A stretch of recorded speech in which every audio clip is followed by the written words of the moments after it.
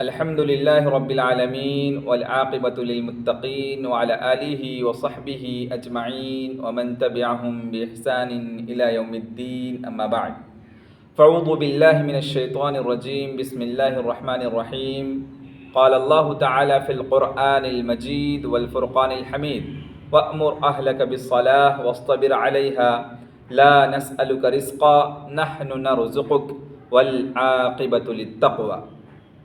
సోదరహర్షలారా, అల్లాహ్ సుబ్హానహు వ తఆలా దివ్య ఖురాన్ గ్రంథంలో సూరా తాహాలో ఈ విధంగా ప్రస్తావిస్తున్నాడు.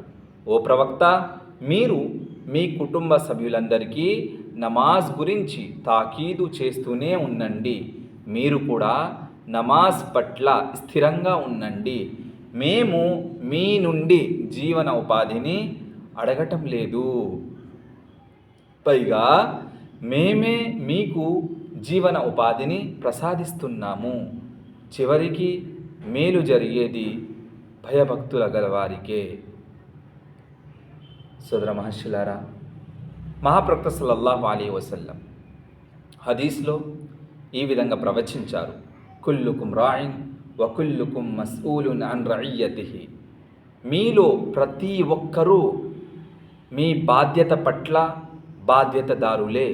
తీర్పు దినం నాడు అల్లాహ్ సుబ్హానహు వ తఆలా మీలో ప్రతి ఒక్కరికి వారి బాధ్యత పట్ల అల్లాహ్ సుబ్హానహు వ తఆలా ప్రశ్నిస్తాడు, క్వశ్చన్ చేస్తాడు. సోదర మహర్షులారా, వఅముర్ అహ్లక బిస్సలా, ఈ ఆయత్ వెలుగులో చూసుకుంటే ప్రతి head of the family member, కుటుంబ సభ్యులందరికీ నమాజ్ పట్ల తాకీదు చేసే బాధ్యతదారుడు. సోదర మహర్షులారా, తల్లిదండ్రుల బాధ్యత ఏమిటంటే పిల్లలు నమాజీ అయ్యే వరకు వారికి నమాజ్ గురించి తాకీదు చేస్తూనే ఉండాలి. సోదర మహర్షులారా, మనము ఉత్సాహంగా ప్రసంగం విన్న తర్వాత ఒకరోజు, 2 రోజులు, 3 రోజులు మన పిల్లలకి వెళ్ళి నమాజ్ పాటించండి అని చెప్తాం. 4 రోజులు, 5 రోజులు తర్వాత తాకీదు చేయడం మానేస్తాం. ఎందుకంటే మార్పులు రాకపోతే ఇంకా వీడిలో మార్పులు రావని తాకీదు చేయటం మానేస్తాం. అల్లాహ్ సుబ్హానహు వ తఆలా అంటున్నారు, మీరు తాకీదు చేస్తూనే ఉండండి. అంటే వారిలో మార్పు వచ్చే వరకు తాకీదు చేస్తూనే ఉండాలి. వారు నమాజ్ పట్ల అశ్రద్ధత చూపుతున్నారంటే వారు నమాజ్ పట్ల శ్రద్ధ చూపేనంత వరకు వారికి మనం నమాజ్ గురించి తాకీదు చేస్తూనే ఉండాలి. అదే మన బాధ్యత. ఇంకో విషయం ఏమిటంటే పేరెంట్స్ పిల్లల కోసం రోల్ మోడల్, ఐడియల్ లాంటి వారు. పిల్లలు తల్లిదండ్రులను చూసి తయారవుతారు. తల్లిదండ్రులు నమాజీగా ఉంటే, నమాజ్ పట్ల శ్రద్ధత చూపుతూ నమాజ్ స్థాపిస్తూ జీవితం గడుపుతున్నారంటే వారి పిల్లలు కూడా నమాజ్ పట్ల శ్రద్ధత చూపుతారు, నమాజ్ స్థాపిస్తూ జీవితం గడుపుతారు. ఒకవేళ తల్లిదండ్రులు నమాజ్ పాటించకుండా వారి పిల్లలను మీరు నమాజ్ పాటించండి అని నొక్కి ఎన్నిసార్లు చెప్తూ ఉన్నా, తాకీదు చేస్తున్నా, ఒకవేళ తల్లిదండ్రులలో ఆ స్థాపన లేకపోతే, నమాజ్ నెలకొల్పటం అనే అలవాటు లేకపోతే పిల్లలు మారరండి. పిల్లల్లో మార్పులు రావు. ఒకవేళ తల్లిదండ్రులు స్వయంగా నమాజ్ పాటిస్తున్నారంటే పిల్లలకి చెప్పాల్సిన అవసరం లేదు.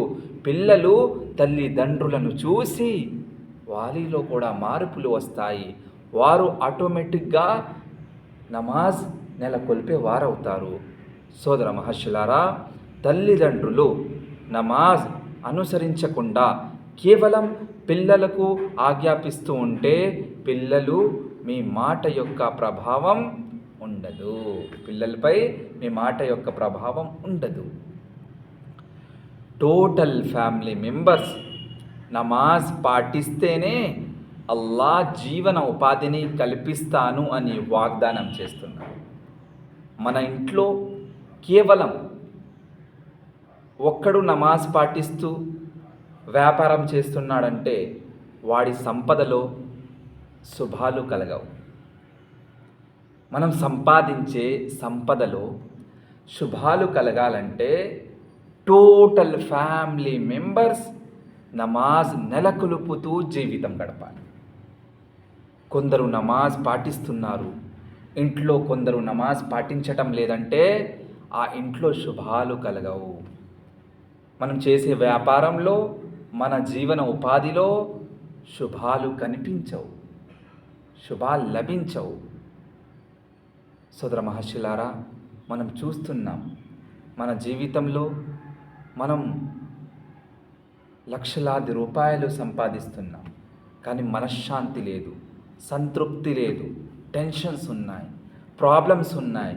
మన ఇంట్లో కానీ మన వ్యాపారంలో కానీ శుభాలు కనిపించటం లేదు. కారణం ఏమిటంటే మన జీవితంలో నమాజ్ స్థాపన లేదు, మన కుటుంబ సభ్యులలో నమాజ్ స్థాపన లేదు.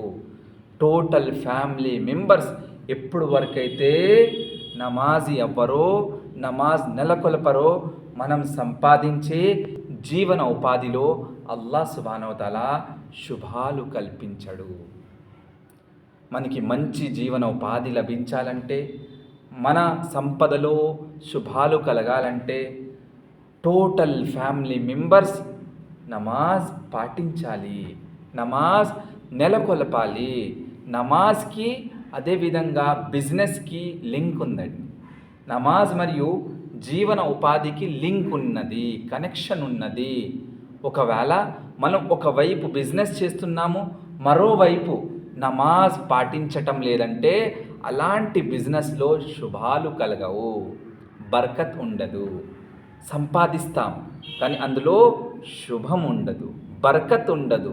అందుకే చూస్తున్నామా, లక్షలాది రూపాయలు సంపాదిస్తున్నాం కానీ మనశ్శాంతి లేదు, సుఖం కనపడతలేదు.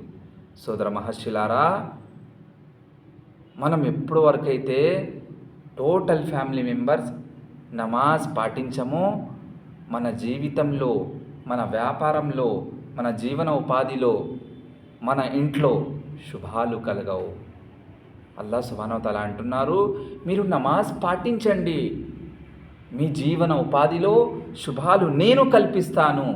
కానీ మనము ఎల్లప్పుడూ బిజినెస్ జరగట్లేదని, బిజినెస్ లాస్ అయిపోతుందని ఏడుస్తుంటాం తప్ప అసలు కారణం ఏమిటని అని ఒక్కసారి ఆలోచించాం. ఆ కారణం ఏమిటంటే కుటుంబ సభ్యులలో నమాజ్ చదివేవారు లేరు, నమాజ్ స్థాపించేవారు లేరు, నమాజ్ నెలకొల్పేవారు లేరు. నమాజ్ పట్ల మనము మన ఫ్యామిలీ మెంబర్స్లో కొంతమంది నిర్లక్ష్యం చూపిస్తున్నారు కాబట్టి మనం సంపాదించే సంపాదనలో శుభాలు లేవు. సోదర మహర్షులారా, వల్ ఆఖిబతు లిత్తఖ్వా, చివరికి మంచి జరిగేది అల్లాహ్తో భయపడుతూ జీవితం గడిపే వారికి మాత్రమే.